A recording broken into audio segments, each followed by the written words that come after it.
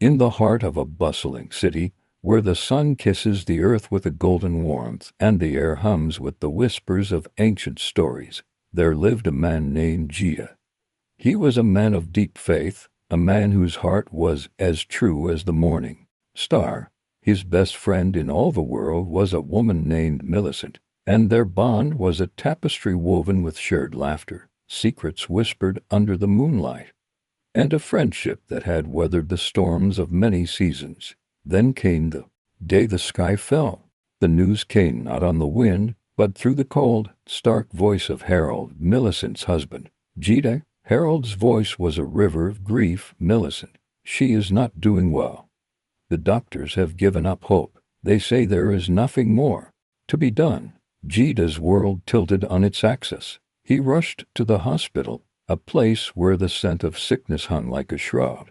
The hospital corridors were cold and sterile, a stark contrast to the vibrant warmth of Millicent's spirit. Harold, his face a mask of sorrow, greeted Jide. His eyes were the color of a bruised twilight, and his embrace was a silent plea for a strength he no longer possessed. He led Jide to Millicent's room, a place filled with the rhythmic beeping of machines, a constant, cruel reminder of the life that was ebbing away. Millicent, once so full of life, now lay still and pale, a fragile porcelain doll. The doctors will switch off the machines tomorrow, Harold whispered, his voice a ghost in the silent room. It is what she wanted. Jide's heart, a vessel of faith, was torn. He knew of Millicent's will, a document that named him the executor. He also knew of her family's whispers, the suspicion that they harbored against Harold, the dark thought that he was somehow responsible for her condition. Their greed, a venomous serpent, had poisoned their hearts. Millicent, in her wisdom, had drafted her will a month before, hoping to quell the coming storm. The thought of pulling the plug, of willingly letting life slip away, was a bitter pill for Jide to swallow. His faith, a towering pillar in his life, stood against such a deed. Yet, who was he to defy the wishes of a friend he loved more than life itself? He spent the night by her side, a silent vigil. He held her hand, its warmth a fading ember. And he prayed for a miracle, a sign, a whisper from the heavens to guide him. The night was long, filled with the demons of doubt and the ghosts of what if. The morning came, gray and heavy with sorrow. The family gathered, their faces a mixture of grief and barely concealed distrust. The doctors prepared to perform the final act. But as they reached for the switch, a voice, strong and unwavering, cut through the silence. Wait! Everyone turned to look at Jide, their eyes wide with surprise. Jide walked to Millicent's bed, his heart a drum of determination. He took her hand once more. "Millicent," he said, his voice filled with a love that transcended the bounds of this world. "I know you can hear me. I know you're tired, but I also know you are a fighter. You have always been." He paused, gathering his thoughts, his spirit. "They may have given up on you, but I will not.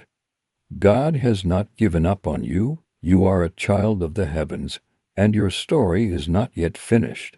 Don't give up, my friend. Don't give up on God. Don't give up on yourself. I love you, and I can't bear to see you go. Let me pray for you. Let me ask God to heal you." As the last word left his lips, a single tear, a diamond of hope, escaped the corner of Millicent's eye. It was a tiny sign, a flicker of a candle in a dark room, but it was enough. Jide closed his eyes and poured his heart into a prayer. He prayed with the force of 1,000 winds, with the intensity of a raging river. He prayed for healing, for strength, for a miracle that would defy all understanding. He placed his hand upon her forehead, and a surge of divine energy coursed through him. The room was silent, save for the mechanical rhythm of the machines. Then, an eternity later, Jide opened his eyes. Millicent's eyelids fluttered.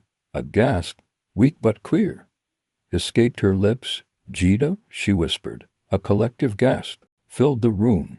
Harold rushed to her side, his face a sunbeam of hope. Millicent's eyes, filled with gratitude and the light that had been missing, met Jide's. "Thank you, Jide," she whispered. Thank you for believing in me. The doctors, their faces a mixture of disbelief and wonder, examined her. Her vital signs were improving. A switch flipped from darkness to light. It was a miracle. In the days that followed, Millicent's recovery was nothing short of astonishing.